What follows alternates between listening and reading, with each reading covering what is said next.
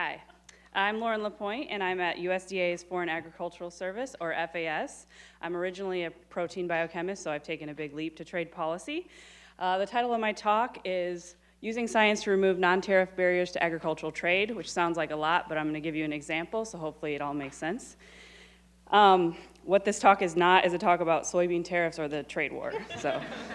Agricultural trade policy broadly encompasses imports and exports of agricultural commodities. My area at FAS is largely concerned with exports. Here I've outlined major export markets in red. In agricultural trade, the United States is a net exporter, which means we are really good at farming. To give some numbers, 95% of our food consumers live outside the United States, and farming creates over 1 million jobs. So in total, over 20% of US agricultural production is exported. We're really good at farming, and we move our products all around the world. As Secretary Perdue would say, our goal at USDA is to do right and feed everyone.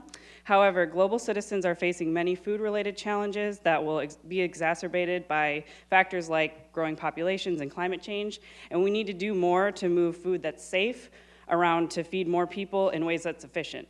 So that's why agricultural trade matters. So how does science influence agricultural trade policy? It actually plays a huge role, and it's because of the World Trade Organization SPS agreement.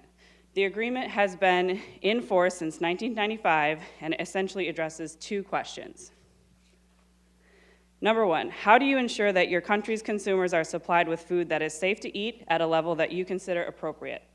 Number two, and at the same time, how can you ensure that unnecessary health and safety regulations are not used as an excuse to protect domestic producers from foreign competition? So let me give you an example. You've all seen potatoes with a little bit of green on them. Well, greening in potatoes is a natural process caused by sunlight. However, green in potatoes may indicate presence of glycoalkaloids, or specifically a hazardous compound called solanine. Solanine at high levels can be very toxic. However, the risk of consuming these levels is pretty low. In fact, no countries actually regulate for presence of solanine. US and Canada do have advisory levels of 200 ppm, but no formal regulations. So say that you are a potato farmer from Idaho. You want to export your potatoes to a foreign country, but at the port of entry, the customs authority says, wait a minute, we can't accept these, they're green.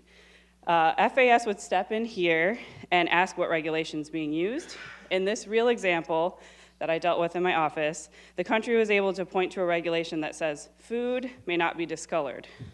There was nothing about green discoloration in potatoes and surely nothing about solanine.